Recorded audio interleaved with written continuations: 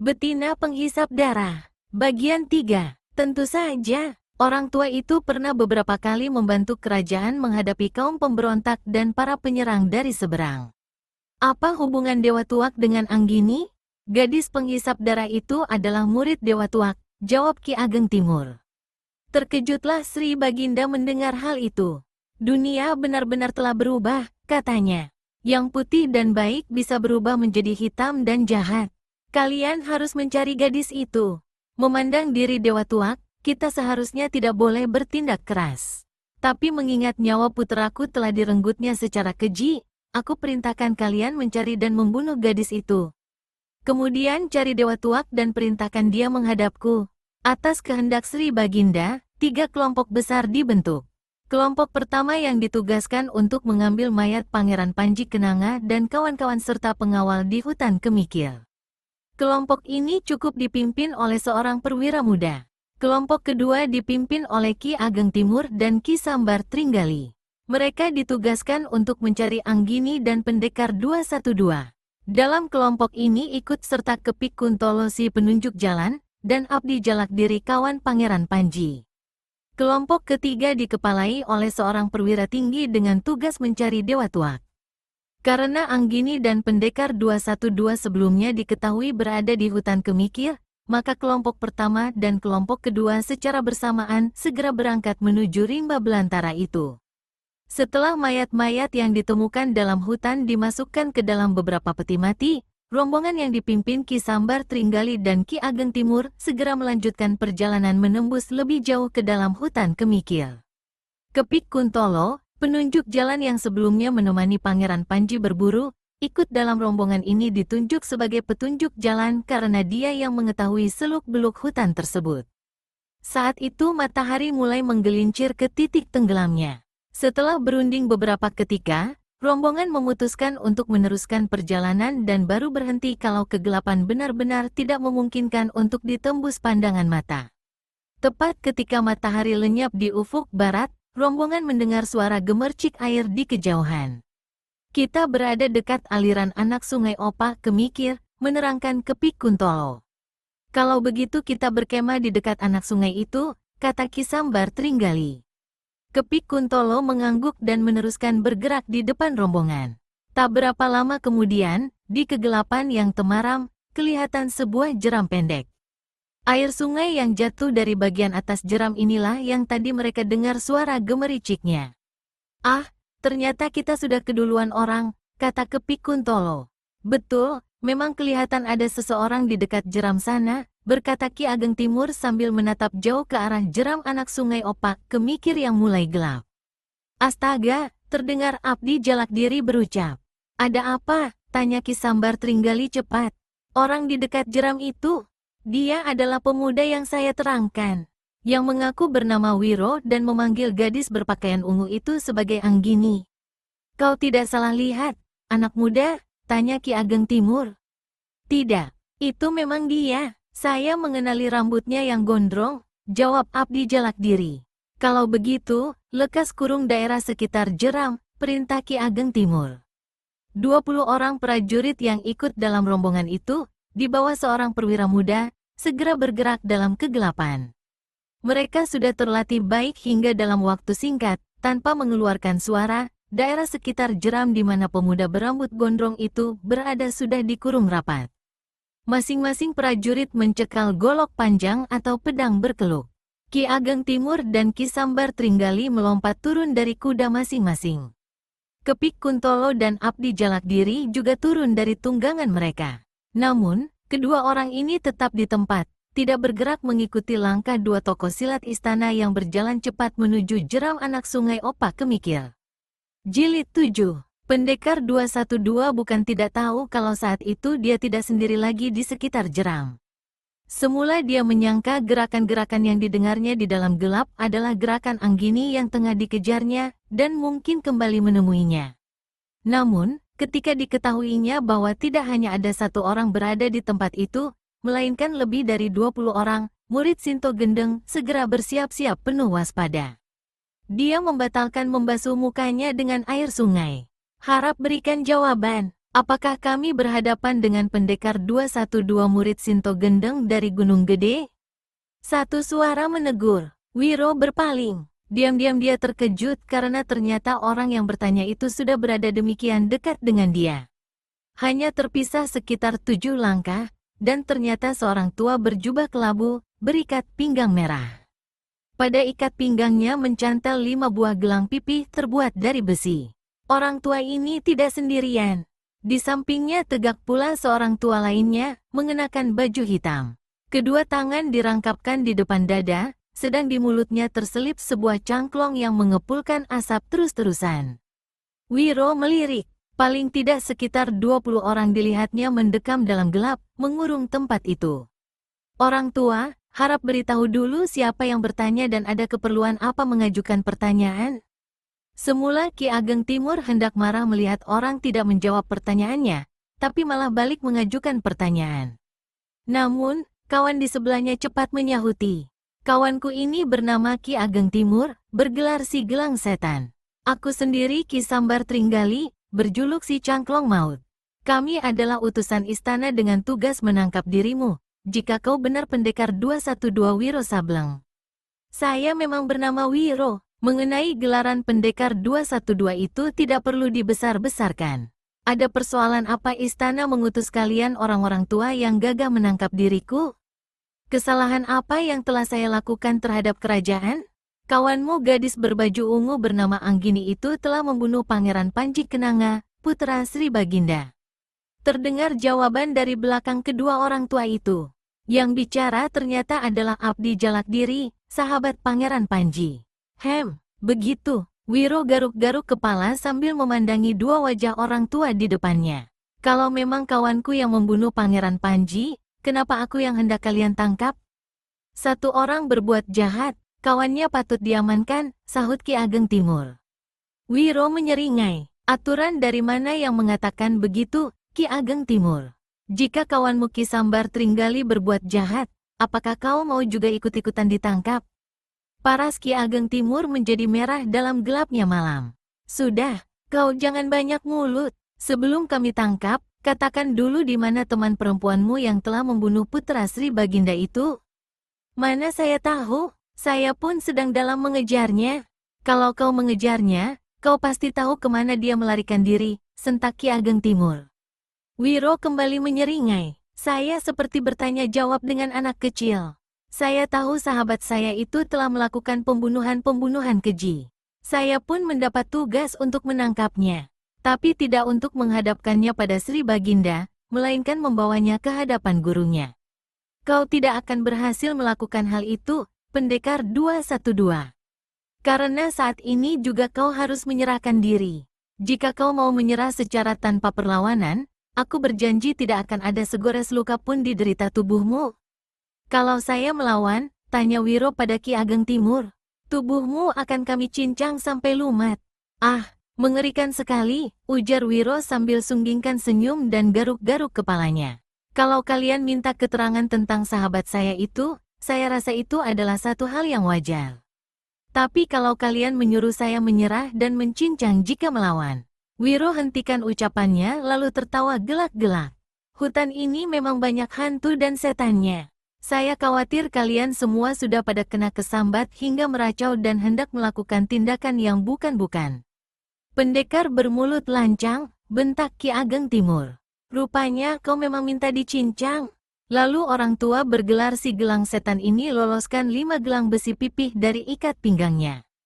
Tanpa banyak cerita lagi, sebuah dari senjata itu dilemparkannya ke arah pendekar 212.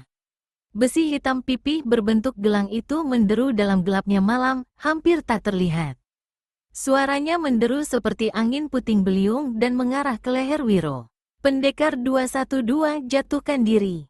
Karena dia berada di bagian anak sungai yang dangkal, maka waktu jatuh sekaligus dia memukulkan telapak tangan kanannya ke atas air.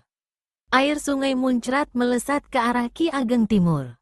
Orang tua ini tak menyangka akan diberi perlawanan seperti itu, tidak sempat menghindar. Akibatnya, muka dan jubah kelabunya basah terkena cipratan air. Ki Ageng Timur memaki habis-habisan. Dia mengangkat tangan kanannya. Gelang besi yang tadi tidak mengenai sasarannya secara aneh berputar membalik ke arah Wiro, kini menyerang dari belakang. Inilah kehebatan senjata gelang besi pipih itu, hingga tidak percuma Ki Ageng Timur dijuluki si gelang setan. Sulit bagi lawan untuk mencari selamat dari senjata anehnya ini. Selagi gelang besi pertama menderu dari belakang, Ki Ageng Timur lepaskan gelang kedua. Kini pendekar 212 diserang dari belakang dan dari depan. Saat itu Wiro tengah bangkit berdiri. Gelang besi pertama, yaitu yang datang dari belakang, melesat ke arah batok kepalanya.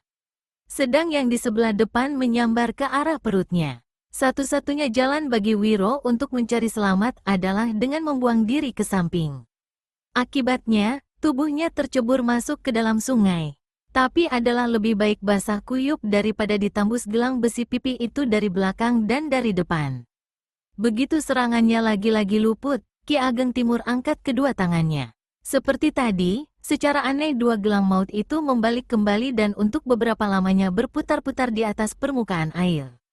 Hal ini membuat pendekar 212 tidak bisa mengeluarkan dirinya dari dalam air sungai. Kecuali kalau dia mau ditabas oleh dua gelang pipih yang luar biasa tajamnya itu. Sialan, maki Wiro. Dia kerahkan tenaga dalam ke tangan kanan. Lalu dalam keadaan menelentang di dalam air dia lepaskan pukulan segulung ombak menerpa karang dengan pengerahan tenaga dalam tinggi. Biur, air sungai muncrat disambar angin pukulan. Dua buah gelang di atas permukaan air tampak bergetar keras lalu terpental. Wiro cepat melompat keluar dari dalam air. Masih dalam keadaan setengah membungkuk, dia lepaskan lagi satu pukulan tangan kosong, yaitu pukulan kilat menyambar puncak gunung. Ki Ageng Timur berseru kaget ketika melihat dua buah gelang besi pipinya sanggup dibuat mental. Tapi dia tidak khawatir karena begitu mental, dua buah gelang maut itu berputar di udara lalu melesat ke arah Wiro kembali.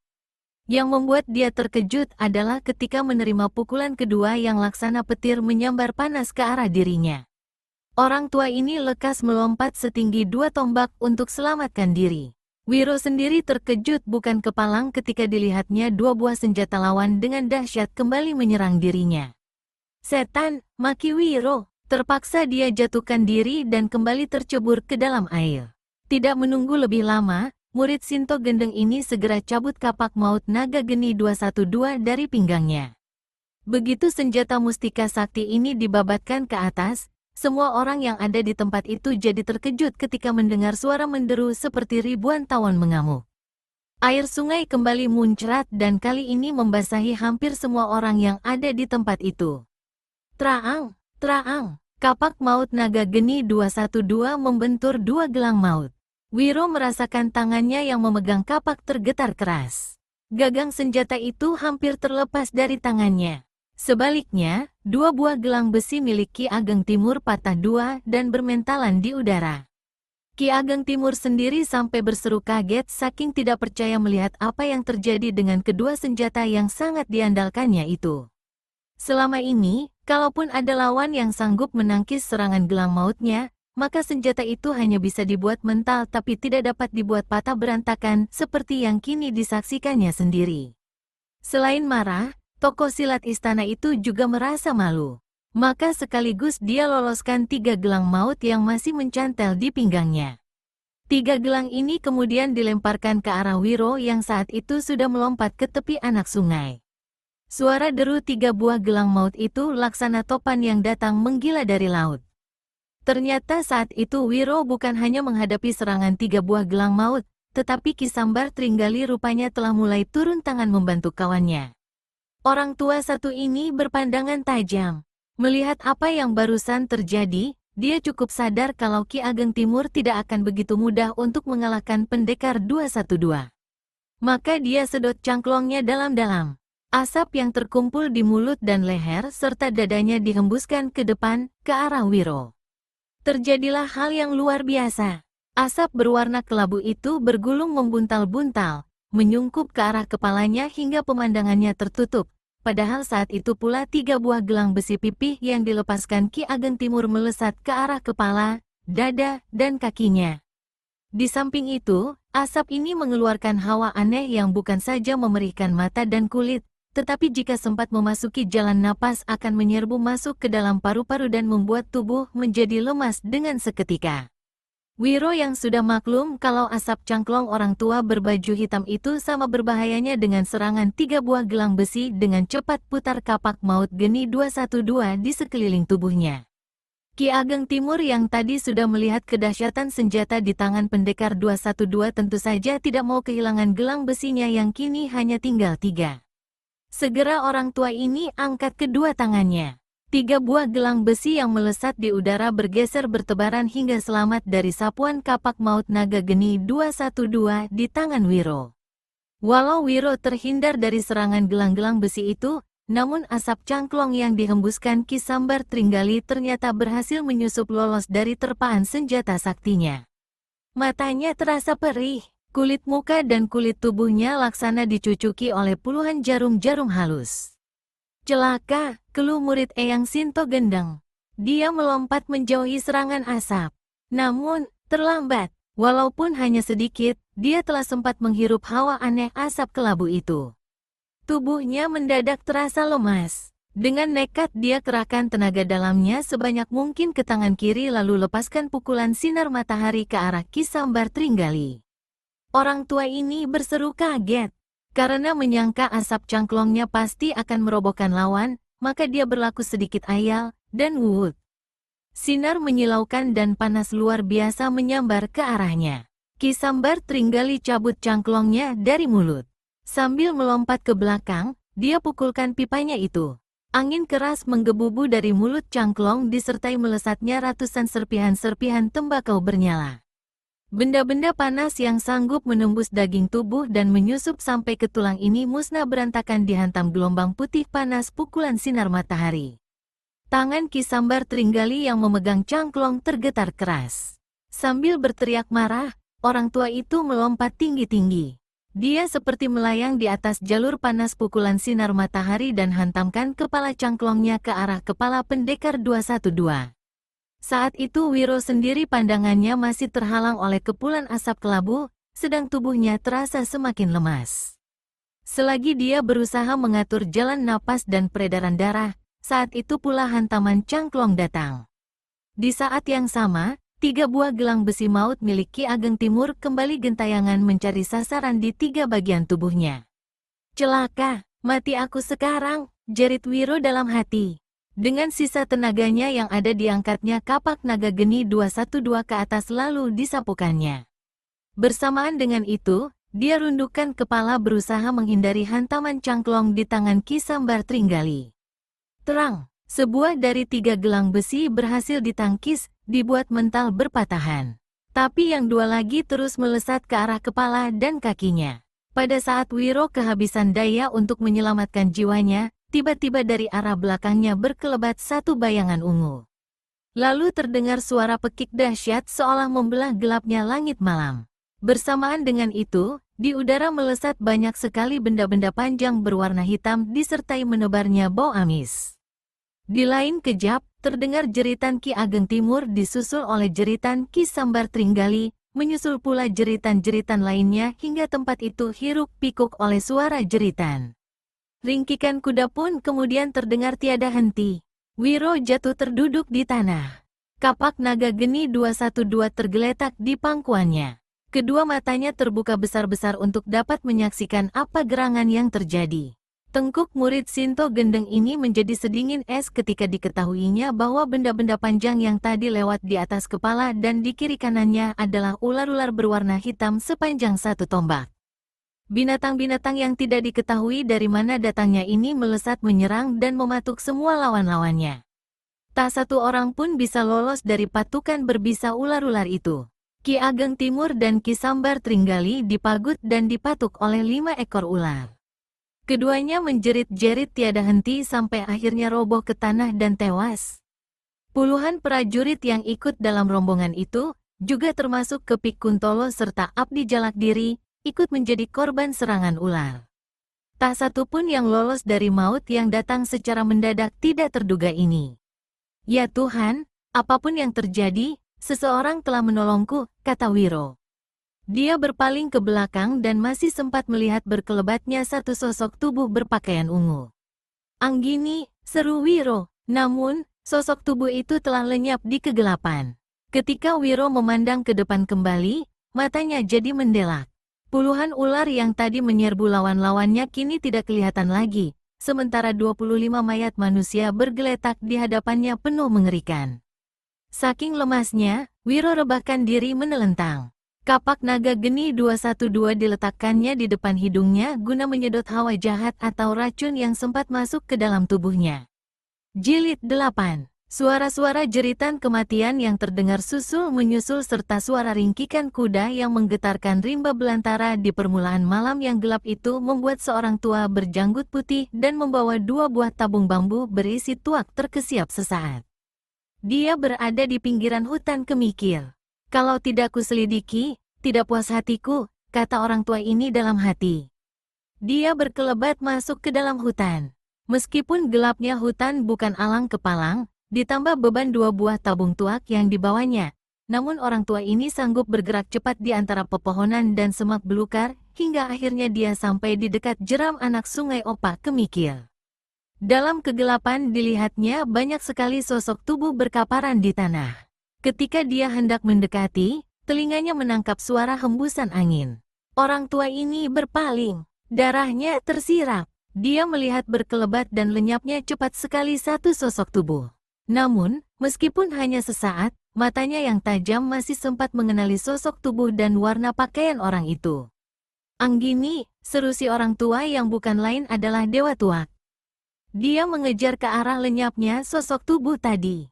Mengejar kira-kira hampir sepeminuman teh di dalam rimba belantara yang gelap itu, akhirnya Dewa Tuak berhasil mengejar orang di depannya. Ah, benar kau rupanya, Anggini, kata Dewa Tuak begitu berdiri menghadang di depan gadis berbaju ungu dengan nafas terengah-engah. Orang tua buruk, kau bicara dengan siapa? Gadis di depannya membentak, membuat si orang tua tersirap. Dengan mata mendelik, Dewa Tuak berkata, muridku, hutan ini memang gelap. Tapi mustahil kau tidak mengenali aku, gurumu sendiri. Anggini tertawa tinggi. Di dunia ini memang banyak orang gila. Tapi tidak ada yang segilamu. Muncul dan mengigau mengatakan aku muridmu. Hik hik hik. Pergilah, jangan membuat aku marah. Biar kuanggap saja kau sudah pikun dan matamu sudah lamur. Hingga tidak mengenali dan menganggap aku muridmu. Dewa Tuak jadi penasaran. Dia melangkah mendekati muridnya. Si gadis justru bersurut mundur menjauhi orang tua itu. Dalam jarak terpisah 8 langkah dia membentak. Kalau kau berani datang lebih dekat, kuputus nyawamu. Dewa Tuak hentikan langkahnya. Anggini, apa yang terjadi denganmu, muridku? Setan mana yang masuk dan menguasai dirimu? Tua bangka keparat, kau minta mati, masih belum beranjak dari hadapanku. Anggini, aku yakin ada sesuatu yang tidak beres dalam dirimu. Di dekat jeram aku menemui puluhan manusia berkaparan jadi mayat. Pasti kau yang membunuh mereka. Kau juga yang membunuhi beberapa tokoh silat dan menghisap darahnya. Kau juga yang membunuh Tumenggung Purboyo. Di kota raja aku menyirap kabar kematian Pangeran Panji. Pasti kau yang punya pekerjaan. Tua bangka buruk, kalau kau sudah tahu, apa yang hendak kau lakukan? Kau layak menerima hukuman atas dosa-dosa beratmu itu. Anggini kembali perdengarkan suara tertawa panjang. Orang tua, aku tidak kenal siapa kau. Setan membalikkan matamu dan iblis mengacaukan otakmu, sergah Dewa Tuak. Dengar, tua bangka keparat. Kalau kau segera menyingkir dari hadapanku, kuampuni selembar jiwa busukmu.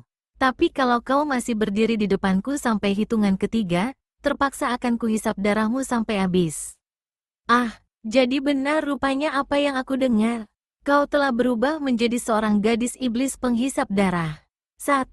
Teriak Anggini. Dewa Tuak tidak bergerak di tempatnya. 2. Dewa Tuak menyeringai, masih tak beranjak. 3. Anggini meneriakkan hitungan terakhir. Orang tua itu mendelik dan menggembol. Anggini berkelebat ke arah Dewa Tuak. Tangan kanannya dipukulkan. Angin sedingin es menyapu tubuh orang tua itu dan terkejutlah Dewa Tuak.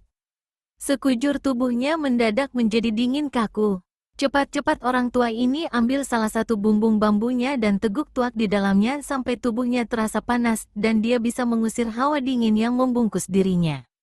Rasa kaku yang menguasai dirinya serta-merta lenyap. Tua bangka ini ternyata memiliki kepandaian tinggi. Kalau kuhisap darahnya, pasti tenaga dalamku akan berlipat ganda. Anggini membatin dalam hati. Lalu didahului teriakan nyaring, gadis ini kembali menyerbu. Dewa Tuak tidak tinggal diam. Tuak yang masih bersisa di dalam mulutnya disemburkan ke arah muridnya. Anggini terkejut dan cepat menghindar. Salah satu lengan bajunya masih sempat tersambar beberapa tetes tuak hingga kelihatan berlubang-lubang. Tua bangka kurang ajar, terima kematianmu, teriak Anggini marah. 10 jari tangannya dipentang ke depan dan 10 kuku merah panjang mencuat keluar dari ujung-ujung jarinya. Menyambar ke arah batang leher Dewa Tuak. Karena keliwat bernafsu untuk membunuh dan menyedot darah orang tua itu, Anggini tidak sempat melihat bagaimana Dewa Tuak memutar tabung bambunya lalu menyodokkan benda itu ke perutnya. Dukek, Anggini menjerit, tubuhnya terpental dan jatuh duduk di tanah. Tapi didahului oleh suara bentakan menggigitkan, dia melompat bangkit dan menyerang ke arah orang tua itu kembali. Dewa Tuak terkejut bukan main. Hantaman ujung bumbung bambunya tadi seharusnya membuat Anggini luka parah dan patah tulang serta menjadikannya tidak berdaya. Tapi nyatanya gadis itu sanggup melompat bangkit dan menyerangnya dengan ganas kembali. Dewa Tuak cepat melompat ketika 5 jari tangan Anggini menyambar ke arah lehernya. Tapi gerakannya agak terlambat. Bret, pakaian birunya sempat terenggut dan robek besar di bagian leher. Kulit lehernya bahkan ikut tergaris luka dan mengucurkan darah. Sepasang mata Anggini berkilat-kilat melihat cucuran darah itu. Lidahnya terjulur beberapa kali membasahi bibir. Tenggorokannya terasa kering. Hasrat untuk meneguk darah orang tua itu jadi berkobar-kobar. Didahului oleh suara jeritan keras, kembali gadis ini menyerang dengan kedua tangan dipentang ke depan. Sepasang tangan anak ini sangat berbahaya, kata Dewa Tuak dalam hati. Tangannya bergerak ke pinggang. Ketika tangan itu digerakkan untuk kedua kalinya, di dalam gelap meluncur selarik benda aneh, membuntal dan bergulung menyambar ke arah kedua tangan Anggini. Benda ini bukan lain adalah benang sutera halus yang merupakan salah satu senjata andalan si orang tua. Benang ini melesat dalam kecepatan luar biasa dan segera menggulung mengikat kedua pergelangan tangan Anggini. Dewa Tuak menggerakkan lagi tangannya. Benang sutera terulur semakin panjang dan terus melibat sampai ke bahu, terus lagi sampai ke tubuh Anggini, membuat gadis itu terikat tak berdaya. Dewa Tuak menarik nafas lega. Akhirnya berhasil juga dia meringkus murid yang telah menebarkan malapetaka besar itu. Dia melangkah maju, tapi tiba-tiba di depannya Anggini keluarkan suara tertawa panjang. Di saat yang sama sebuah benda panjang hitam melesat seolah-olah melayang jatuh dari langit. Anggini tertawa lagi, mulutnya dibuka lebar-lebar. Benda yang melayang ke bawah itu masuk ke dalam mulutnya dan lenyap. Dewa Tuak tidak dapat memastikan benda apa yang masuk ke dalam mulut muridnya itu. Dia juga tidak bisa menduga ilmu apa sebenarnya kini yang dimiliki Anggini. Lalu dilihatnya sang murid membuka mulutnya lebar-lebar. Dari dalam mulut itu menyeruak keluar kepala dan tubuh seekor ular hitam.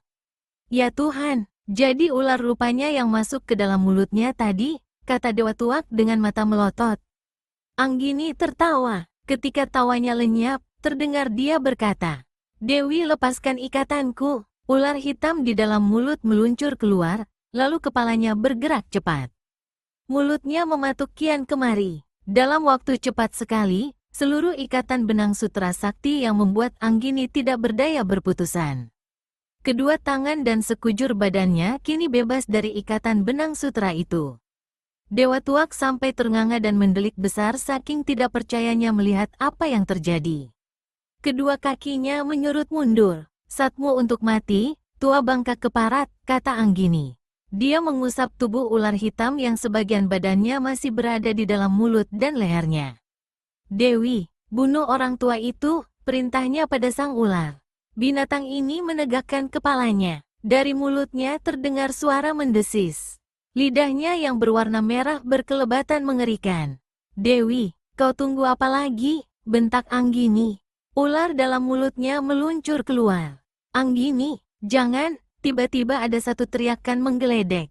Mulut si gadis terkancing, menahan gerakan tubuh ular hitam yang hendak melesat ke arah Dewa Tuak. Gadis ini berpaling ke arah datangnya suara teriakan tadi. Dari dalam gelap dilihatnya muncul pemuda berpakaian putih dan berambut gondrong itu. Kurang ajar, dia muncul lagi, kata Anggini dalam hati. Dia memutar tubuh menghadapi pemuda itu. Dielusnya tubuh ular yang ada dalam mulutnya. Dewi, sasaranmu berubah. Bunuh pemuda itu. Ular hitam di dalam mulut kembali tegakkan kepalanya. Begitu dia melesat, pemuda berambut gondrong mendahului menghantam. Dari tangan kanannya berkelebat sinar putih menyilaukan. Hawa panas seperti hendak membakar tempat itu. Boom! Rimba belantara berguncang keras. Si pemuda cepat menyambar tubuh Dewa Tuak dan melarikannya dalam gelap. Orang tua ini berusaha melepaskan diri sambil memaki panjang pendek.